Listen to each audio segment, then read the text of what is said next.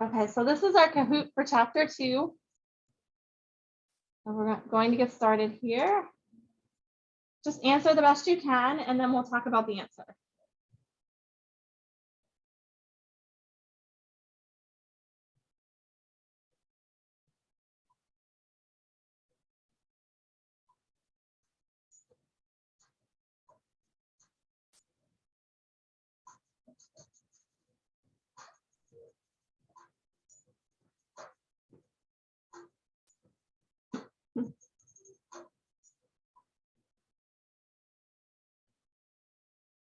Okay, so good job. So the code here, when we're doing this, it takes a little practice to get used to this, but the quotations are telling C++ what to actually print, but it doesn't actually print the quotations. If you wanted it to print the quotations, you'd have to put a backslash quote inside of the quotes to actually print a quote, because if you put quotes in the quote, it won't print that, it'll get confused. So these are called strings here. And strings are text that you actually want to be printed to the screen exactly the way it is, except without the quotations, of course. Now, because there's no end L for end line, it doesn't end to the line here. So it actually just puts all of this on the same line. Even though they're in separate cout statements, it doesn't matter because there's no end L and there's no backslash ends. It doesn't give you any new lines, even though there are new lines here. So you think that it would put it on separate lines, but you can put cout statements on separate lines, but they won't end up in separate lines in your output unless you put backslash n inside the quotes or you put end L at the end of each statement. Does that make sense, everybody? So probably get used to that when you're doing your code. And if you run it and you see that everything is on one line, you can just say, oh, oops, I need to fix that. And then just go back and put backslash n or put the end line. And that's what I was hoping you would get out of the assignment 1 with the diamond shape. I wanted you to practice with the spacing of the asterisks inside the quotes and the end line to get new lines. And so that was my hopes. It's just that you got used to that a little bit. Okay, anybody have questions about that? See how it's all in one line? Okay.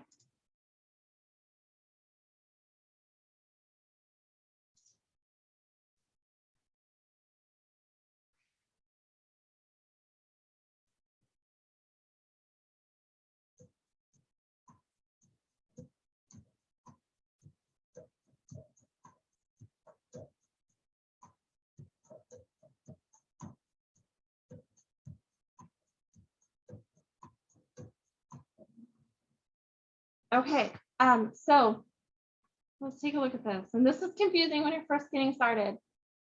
So there's this variable, and we also call that an identifier named total, right? That's the name that it's given here. The data type is int. That means that it's an integer. That means it has to be a whole number. If you try to put a decimal number in there, that's not an integer. So here is the literal. This is an integer literal, we call it. Just trying to get that terminology to everybody in case you're asked which one's the literal, which one's the data type, which one's the identifier or the variable name. So we call this assigning the value of 15 to total or initializing total to be 15. So some people will say it different ways.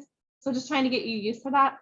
So there is a variable total that has 15 in it, but the problem is here, this total has quotes around it. Okay, so if you put quotes around something, it actually is going to display exactly what has quotes around it, the way that it is. So if you want it to be an identifier that prints the value that's in the identifier, then you don't put quotes around it. Okay, so if you wanted it to say 15 here, you would take the quotes off of total and it would actually do that. And then it would actually do this blue one here, the diamond one, the one that says total is 15.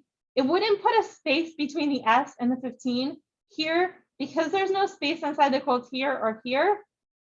Now here, that's why there's no space here. But actually, if you took the quotes off here, it would actually display this one because there's no space here. So I wouldn't even be worried about the space here. It doesn't matter in C++ if you put space after these arrows or not. It actually is what you do inside the quotes. If you hit spacebar inside the quotes, then that displays spaces in your output. But it doesn't matter if you put a space here where the arrows are. That makes no difference in your output. That's just for readability if you like that or not. Now I will say when you're doing the book, Rebel book, sometimes those spaces that are optional when you're doing it, like whether you put a space here or not, actually affects your program in Revel. So if it's not working and you think the code is right, take out some of those spaces or put spaces in and see if it works either way.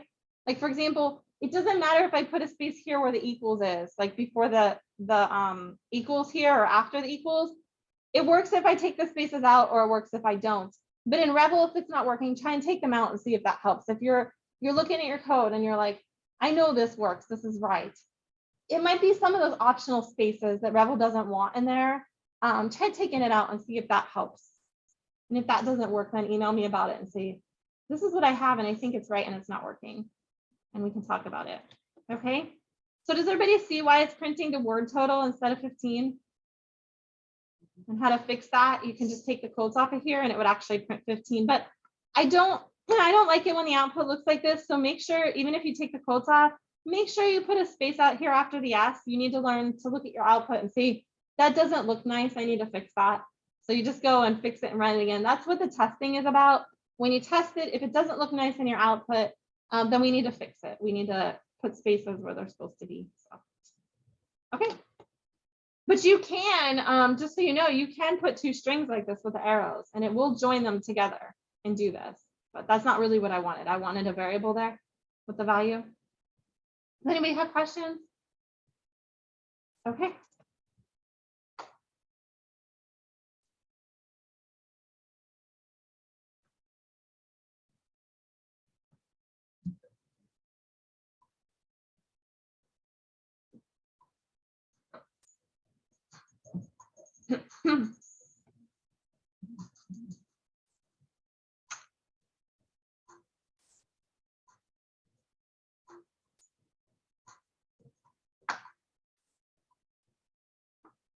Okay, let's take a look at it.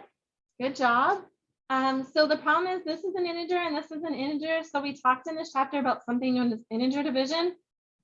And really this is an integer as well, but these, when you're dividing, if both numbers are whole numbers, what we call integers, then you get an integer answer.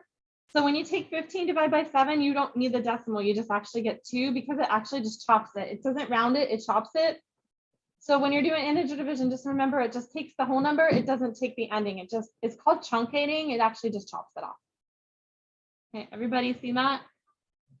Anyone have questions about that? Okay.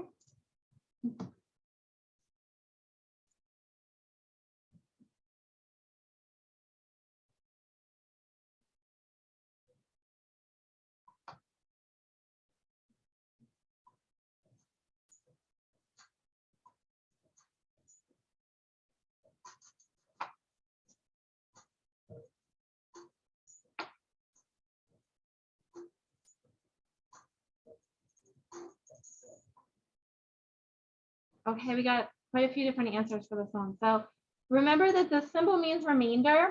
So when we're talking about remainder, you want to divide these two numbers. So if you say, how many times does 7 go into 18? Well, it goes in twice, and that makes 14. So then if you subtract 18 minus 14, you should get 4.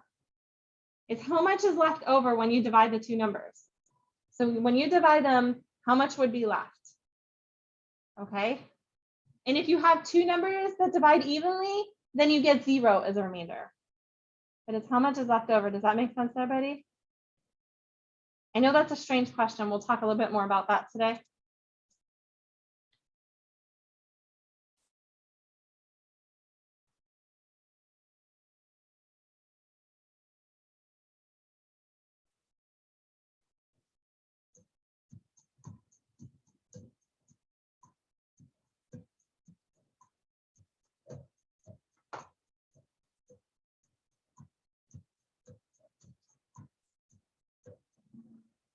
Okay, oh, good job.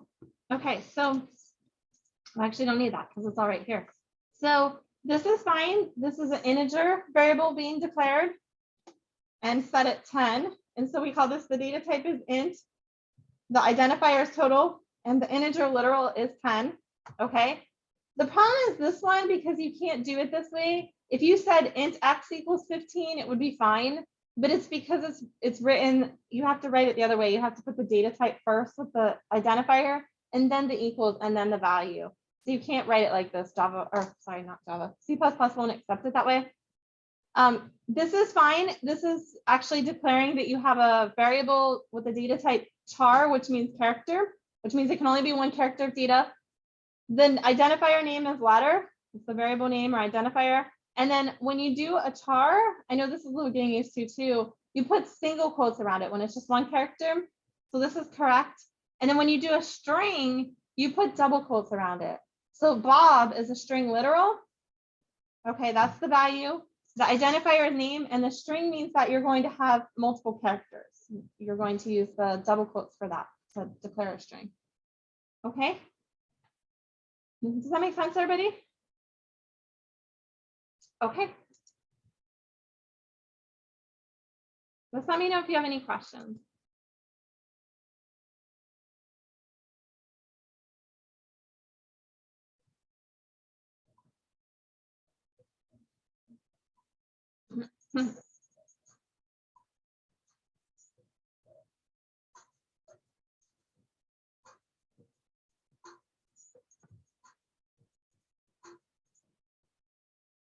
Okay, good job. So you could use double, but it's taking up extra space, and it doesn't really make sense to use double because double means decimal, and I've never asked someone their age and had someone answer with a decimal answer. So it's pretty unlikely that you're going to get a decimal answer for that. Same thing with float. Float is another decimal type. Float would be okay, except that it takes up extra space, and we're not going to use the decimal part of it. Char wouldn't work because char is just one character. So as soon as you enter 2 digits, like if they were an age that was more than 2 digits, it wouldn't work because that would be 2 characters. Okay. String would actually work. That's not an option I have up here, but string would work because an age could be a string, because you can't use strings in calculations, but normally you don't do calculations with your age. Normally you don't say, I'm going to add these 2 ages together or anything like that. So because you don't do calculations on them, you can make those numbers strings. Like you can make phone number strings, you can make addresses strings, you can make ages strings, because you don't do calculations on them. So it's okay to be a string. So that would have been an option as well, but it's not up here. So int makes sense because it's a whole number, and that's typically what people would answer for age. Does that make sense already? Okay.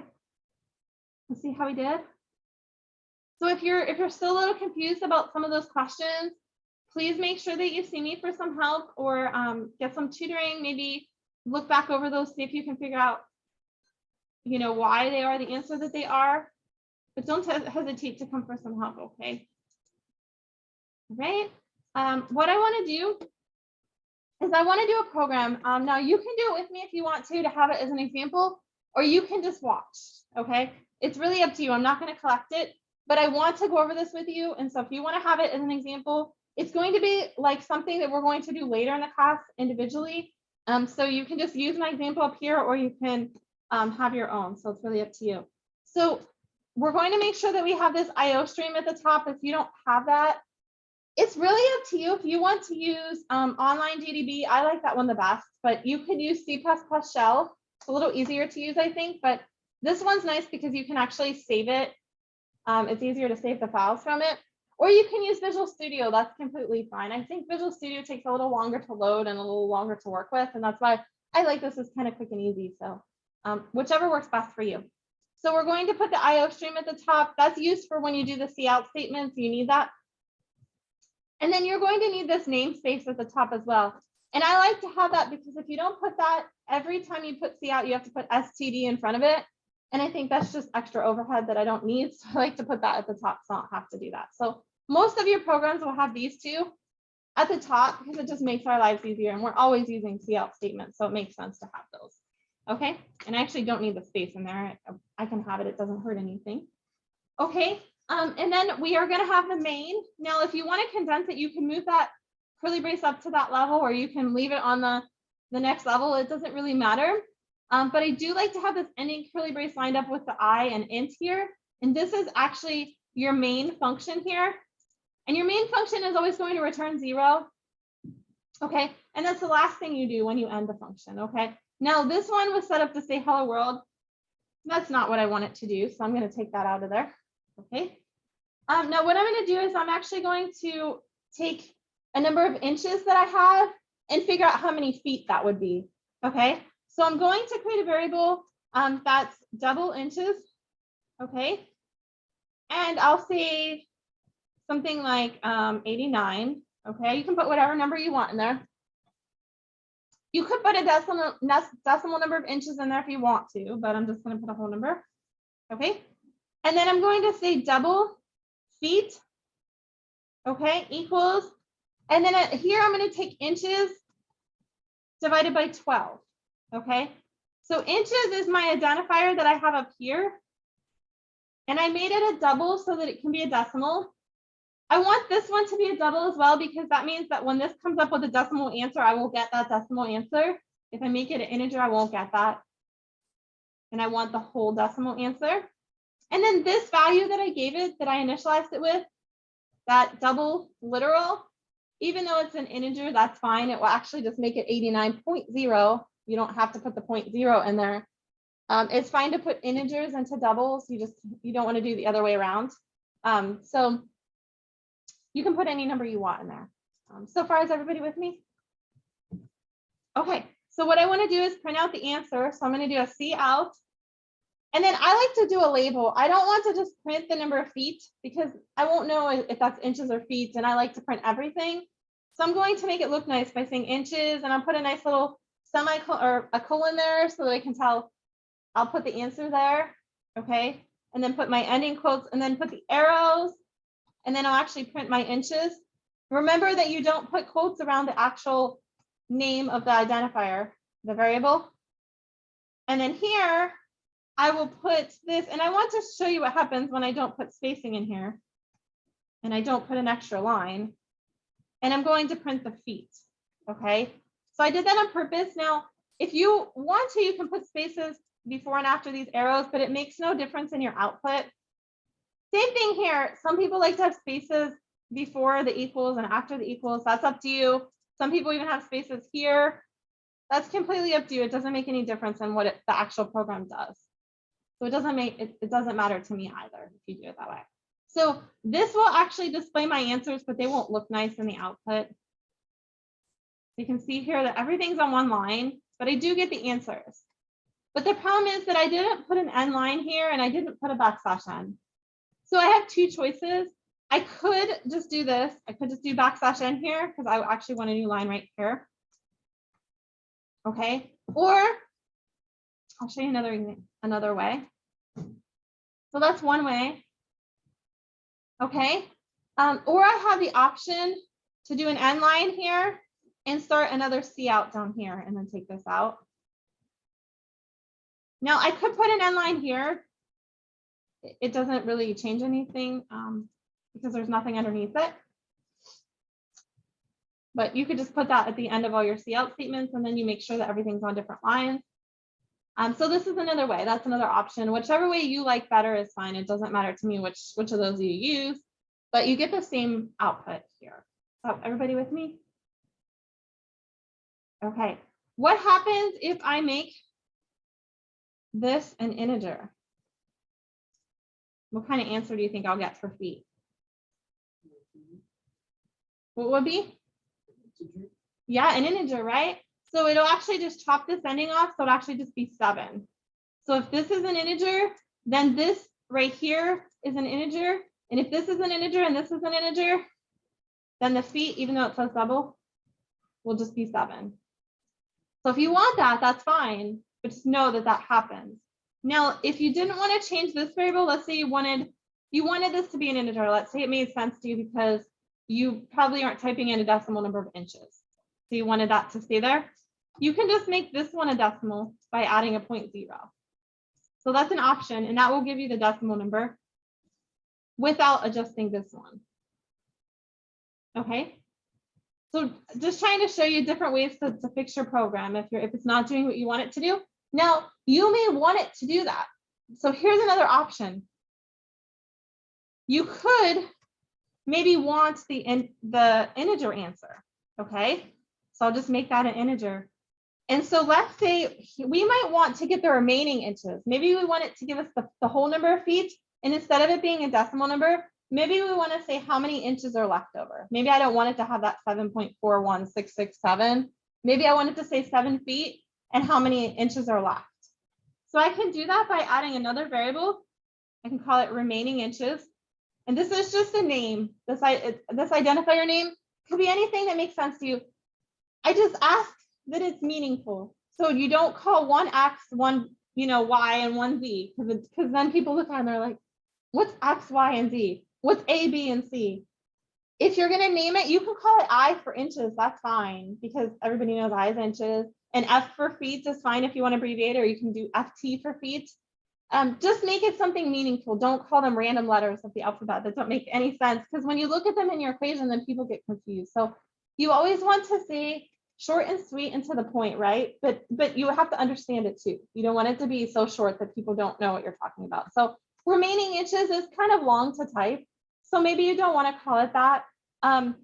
Maybe you want to call it inches left or I left or something, whatever makes sense to you, but make it meaningful. Okay. So what we're going to do here is we're going to take the inches and we're going to do modulus. So this is that modulus, and we're going to divide by 12.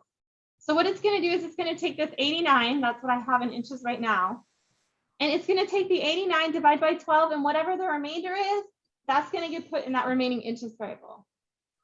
So down here, I can kind of copy this. I don't have to type as much.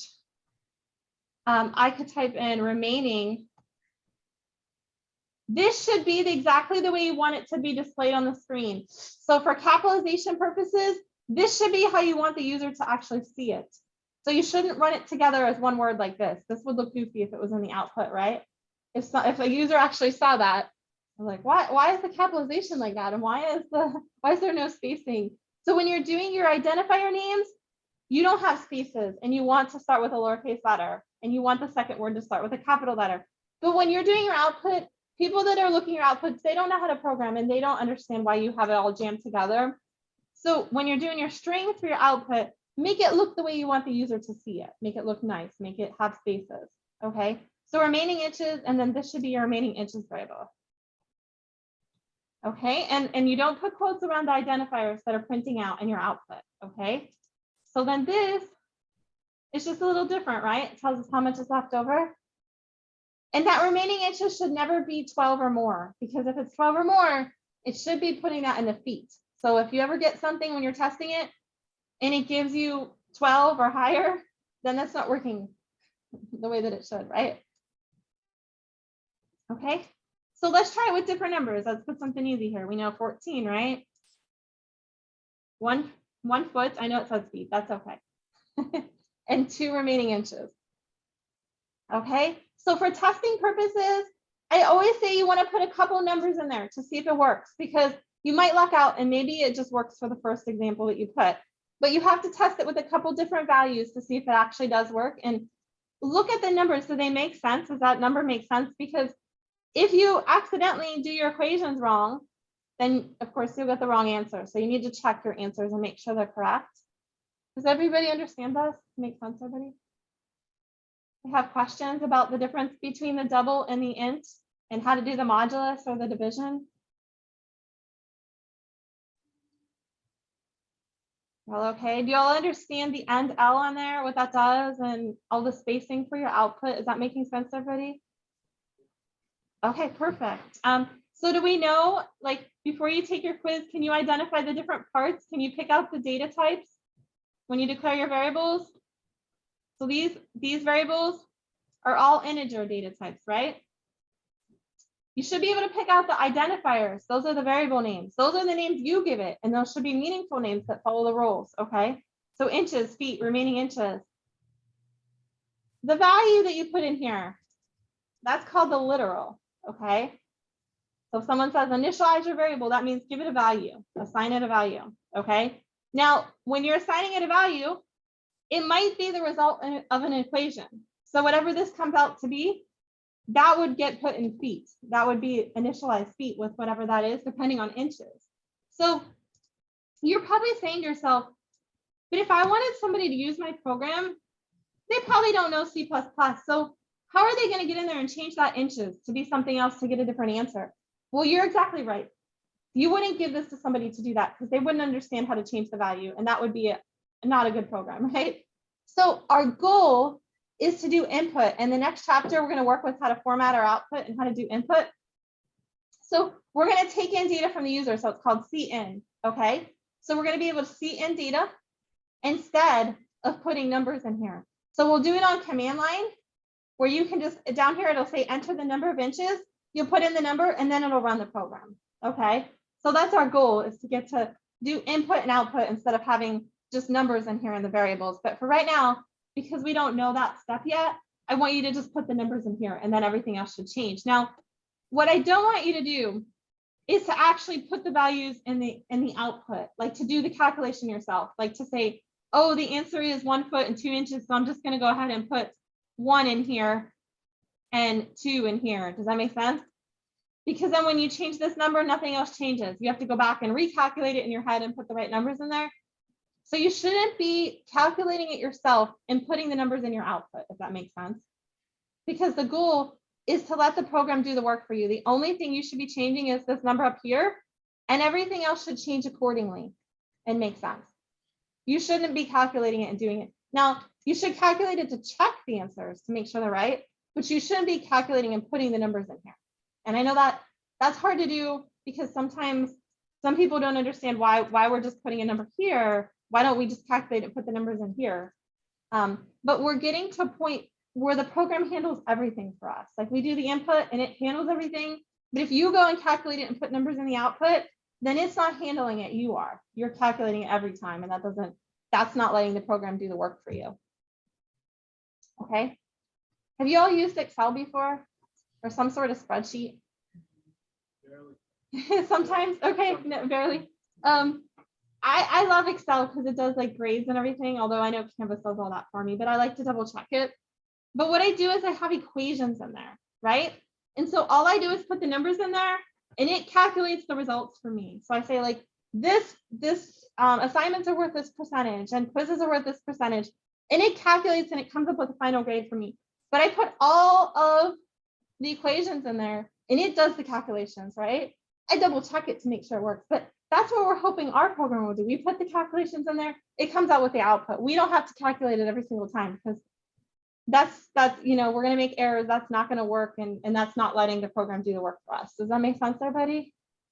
I know I'm kind of stressing this, but this is a turning point. If you don't understand variables and how they're useful and how they work and how the program can actually work for you instead of you doing the work, then the rest of the class is just lost. Okay.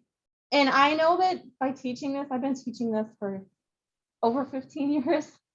And I know that I lose some students at this point, and I don't want to lose anyone. I'm trying really hard to get everybody to understand it because everything is built upon you understanding variables. You can't do arrays, conditionals, functions, or anything in this class if you don't understand the basic concept of a variable. And so you have to understand the different parts, that this is the data type, this is the identifier, and this is the literal, this is the value, okay? And so you need to know how to use that, how to print it out in your output, how to use it in calculations, understand what is going on with this. So if this is really confusing to you and not making sense, and you're just like, I have no idea what I'm typing in and why in this program, come to me right away, okay? Because the rest of the class is going to be really difficult and you're going to be lost.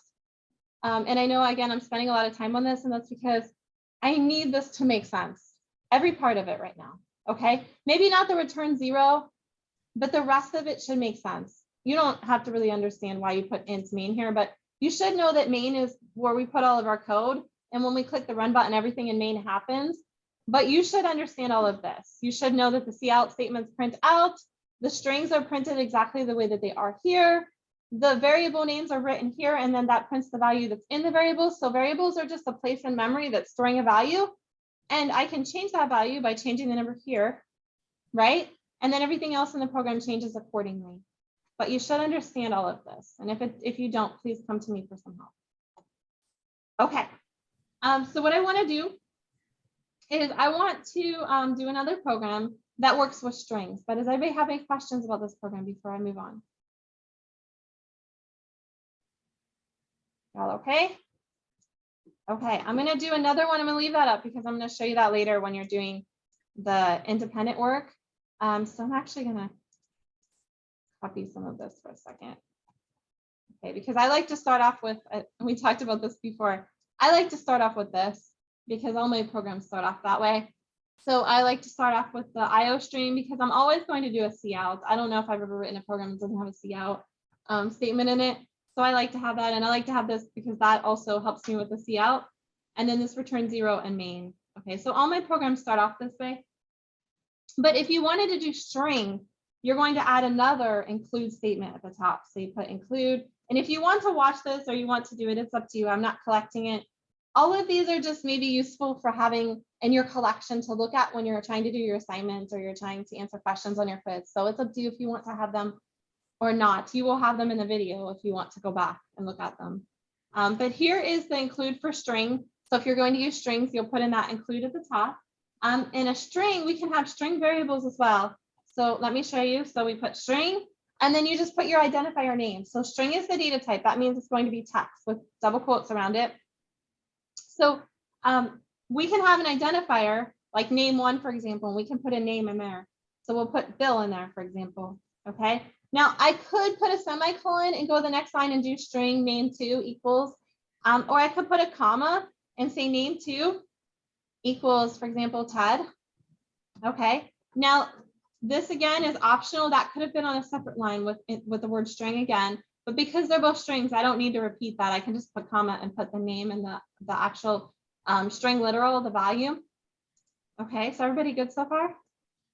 I can put commas or I can put it on a separate line. So if I want it on a separate line, it would look like this, and that would do completely the same thing. It doesn't matter to me either way, but you should know how to condense them. So if on the quiz or if someone else in their code does that, you should know what it does. Okay, so just because you don't code that way, you should understand other people's code when they do it. Okay, so what I'm going to do is I'm going to print out. So I'm going to do cout, and I'm going to print out name1. Now, because I didn't put quotes around it, that means C++ is going to look for an identifier named name1. Now, if you don't do the same exact spelling, the same capitalization, and put the 1 after it exactly how it's written here, it won't find it. Like if you put a capital N or you misspell name, it's not going to find it, and it's going to give you an error. And then we're going to put here, and we're going to put and. Now, when I'm doing this, if I put and like this, you're going to see that it runs it right up against the name Bill in my output. So I'll do it like that just so you can see it, so you get used to that, because it's no big deal. Because I just want you to realize when you do that and you do your output, oh, how can I fix this, and go back and do it. Now, eventually you'll get so used to it that you'll say, oh, I know to fix that before I ever run it. But at this point, I don't expect you to realize that. I just want you to understand variable, arrow, arrow, string. And then later when you do your output, say, oh, this doesn't look good, I'm gonna fix this, okay? And I know how to fix it, okay? So it's okay to not know everything at this point. You're learning it. And when you make mistakes, then you have to say, how do I fix this, okay? And that's what I want you to do. When you're working on your homework, if it doesn't give you what you think you want, then think about it and think, how do I fix this? Look at other examples that you had and see, this isn't doing what I want. How do I get it to work? Okay, so then here I'm going to put an apostrophe, because we're going to put Bill and Ted's Excellent Adventure. Have you heard that before? Okay. All right. So then I'm going to run it, and oh, I didn't select the language. Okay, that would be helpful. Hopefully, I'm going to copy this. Sometimes when you make changes like that, I always highlight my code and copy it, because if I select the language and it like puts the original starting point back on there, then I'll be upset because I have to retype it. So anytime I'm doing something like changing something like this, I don't know exactly how it's gonna react. Okay, so it left it alone, good, and it ran it, so I didn't need to copy it, but I just always copy it to make sure. So see how here I'm looking at this and I say, oh, that doesn't look good, right? That and should have spaces. Now this looks good, that's good. I didn't want a space here because I wanted that to actually be pushed up against the word Ted. So really all I need to do is put a space here and a space here. So I get a space here and here in my output, okay? And I just want you to realize that when you're doing this, if you do it and it's incorrect, it's no big deal. That's called a logic error, by the way. When you look at your output and you say, oh, that's not good, that's a logic error, you just go back and fix it and try again. Oh, that looks good, now I'm good, right? So you shouldn't turn things in like that don't have spaces, right? Always test it, make sure it actually does what you want it to do. Okay, so does that make sense to everybody? The other one didn't have any strings, so I wanted to make sure you understood how to do strings.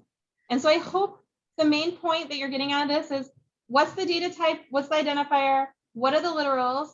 How can I maybe combine in one line? How can I do it on separate lines? Understand that. How do I do like the output? You know, when I do identifiers and I do strings, how do I join them together like this? And how do I put spaces? And do I need an end line? I don't really need one here. I can put one because, but it doesn't really change anything because there's nothing on the next line. But it would if there was something on the next line. What did I do? Oh, I forgot the extra arrow. See, that's a syntax error that I didn't mean to make, but sometimes it happens, right? You think you did something.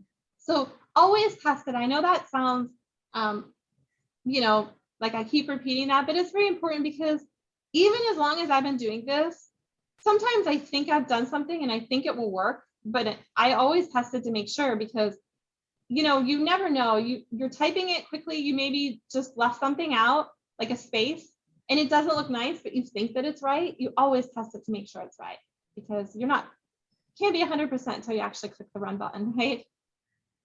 And again, I could guarantee that I think it's good, but then I click it and I'm like, oops, I forgot, right? Okay, so it's always good. Does anybody have any questions about either of those programs? They're pretty easy. If these are hard for you, I need for you to get help now. I'm trying really hard. I don't mean to be a pain and emailing you like if you forget to do an assignment, but I know how hard it is to get caught up, because when we're doing it, if you get behind in your readings or you get behind in your assignments, it really starts to pile up. And there's no way in this class to skip a chapter and just go on to the next chapter. You can't skip this chapter and start with chapter 3 because it won't make any sense, right? So I need to catch it now. So I feel like I've been emailing students saying, hey, and I don't mean to be a pain because I know that it's only like one day late and maybe I emailed you about it, but I'm doing that because I want to, like, if you need some help, get some help, because let's get this cleared up now so we can move on, because I don't want to lose anyone, because I know once I get a couple weeks in, once it gets confusing and once we get too far, it'll be too much to get caught up and it'll be too hard. And by that point, you'll already be lost. And so don't hesitate to schedule an appointment with me or come see me for help, because if anything's confusing, let's get it cleared up now, because it's going to keep coming back. It's not going away. And so anything you have questions about, let's get it answered so that you feel comfortable with the next chapter, if that makes sense. Okay, so let's see how well this makes sense. What I want you to do, and I don't collect this, so I hope that you do it. It's really for your benefit, because it tells you if it's making sense. Like, you saw what I just did, and I'm going to put it up there as an example. If you can't do what I'm asking you to do, then that means that maybe you need a little bit of extra help, okay? But if you can do it, that means everything is clear, you're good, and you can move on, right? So we're going to convert minutes to hours, okay? Now, I want you to try to do this. What I'm going to do is I'm going to take attendance while you're doing this. I'm going to put the other example back up, okay? Now, if you're in an online class, attendance doesn't count for you because it's optional, but for my face-to-face students, I am counting attendance. So part of attendance is doing the Kahoot and doing these activities. So I want to see you working on it. Even if you need some help with it, that's fine. Just let me know if you need help. If you want to work with the person next to you, if you're in the class, that's fine. If you are online, I'm going to put you in some groups so you can talk with each other. If you want to work individually, that's fine. But if you want to talk with each other, if you get stuck, I think that's helpful. So I'll put you in groups. But you're going to convert minutes to hours if you want to write that down. But I'll actually just freeze my screen here. But you'll lose the screen on Zoom here in a second. So maybe if you want to, maybe I can pause my screen on here. I can pause my screen. That's okay. So I can leave it up there. But when you're doing this, you're going to divide by 60 because there's 60 minutes in an hour, right? So what you're going to do is you're going to have a variable that represents minutes and one that represents hours, okay? Now the number of minutes you type in, you're going to divide by 60 to get the hours. So you can look at this as an example. If you want to do remaining minutes after you get the hours, like if you want to do a whole number for hours and then get the remaining minutes, just like I did here for the inches, that's fine. Or if you want to do the hours as a decimal number, either way is fine, whichever way you think is better. Again, I'm not collecting it, but I would like to see you working on it because it'll tell me if you can take this example and do this with it. And that's what I want. I don't expect you to memorize and do it, have all the different includes memorized or anything like that, all the code memorized. But if you can take this example and you can make it do this, then that tells me you're understanding. Okay. And even if you're copy and pasting, if you can make adjustments, you're understanding it. Okay. So I'm going to go ahead and stop recording.